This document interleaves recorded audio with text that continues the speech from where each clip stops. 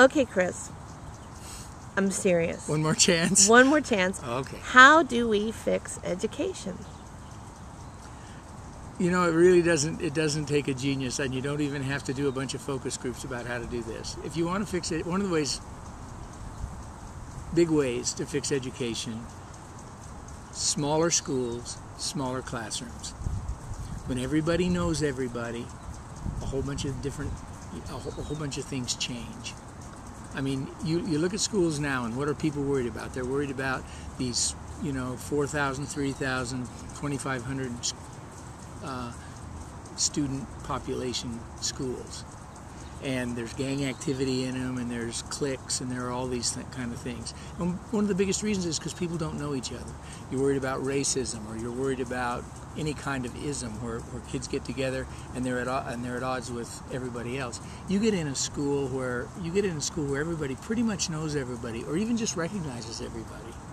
A lot of that goes away. You go into a classroom where after the third or fourth day the teacher knows all the kids and the kids know the teacher, a whole bunch of different things happen.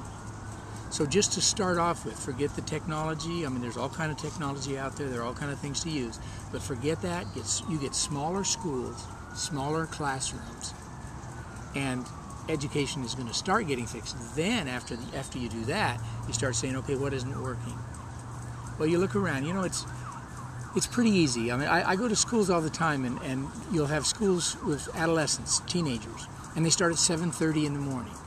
Now, developmentally, adolescents don't wake up at 7:30 in the morning. Very, very few do. So you start later. And is that an inconvenience to us as teachers or as administrators? Yeah, it's an inconvenience. But that's how it works. That's how the mind works. You look at, recently I was reading a brain science book, and one of the things that was real clear about what the author was saying was that human beings evolved, the brain evolved while we were moving. We were coming down out of the trees and we were looking for food. And we were averaging, I love this, men were averaging 12 miles a day. Women were averaging 8. And during the time when our minds were developing, when the frontal lobe and all that was developing, we were moving. And now we put people in desks for 8 hours a day. I was one of those kids, and I look back and I think, well, maybe I was ADD, or maybe I'm still ADD, or maybe my mind just worked like the evolutionary mind works. You put me in that classroom, and if you didn't catch my attention in the beginning, you lost me, and I was gone for the rest of the class. And teachers thought if they could teach me to sit down and pay attention, to force myself to do it, that I would learn better. And then you start finding out that we move and we learn. You asked earlier about where do I get my ideas. I get a lot of my ideas running. I go out and run, and I start letting my mind run. My mind runs with my body, and pretty soon some amazing ideas happen. Dialogue happens, possibilities for plots happen, all of that stuff, all when I'm moving.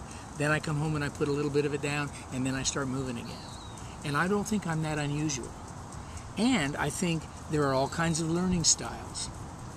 You get small schools and small classrooms. You're in a place where you can start experimenting with all those kids' learning styles. We don't do it. We just want to make them bigger.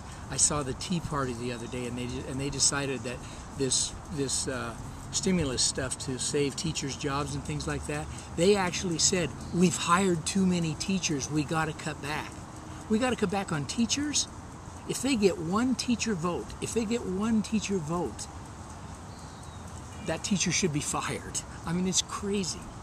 So, familiarity is an amazing thing. When I'm working with kids in therapy, if I ask them what their favorite class is, they don't tell me their favorite class. They tell me their favorite teacher. They tell me the place that's safe for them to learn. They tell me the classroom where the other kids treat them well. And you can't control that if you've got a classroom of 25 or 30 kids. You've got to get it down under 20. And everybody goes, that's going to cost. Hey, take a day off the war.